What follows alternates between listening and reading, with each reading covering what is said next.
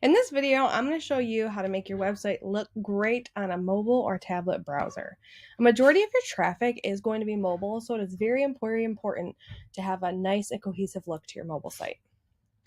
Your first step is going to be adjusting the global text settings for your mobile site. To do that, you're going to go over here to the paintbrush and the global styling tool. You're going to go to text styling, and then you're going to scroll over to this mobile phone right here. This is going to allow you to set your text size and different settings for your heading 1, 2, 3, 4, 5, and 6, and your paragraph for mobile browser. You can also adjust the line height of your headings, especially if they are too close together in your mobile view. The next step after adjusting your text settings is to kind of just scroll through the layout and look for anything that you don't really like the way it looks. You can always go into the widgets and drag a widget into your mobile layout, and it will only show on mobile.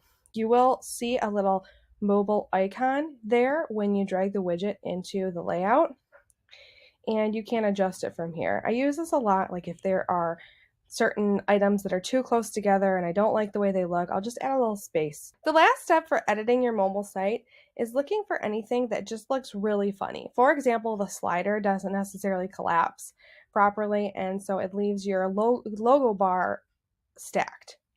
What you can do here is you can hover over the block and you can hide it on mobile, and then place in a slider that only shows one logo at a time here.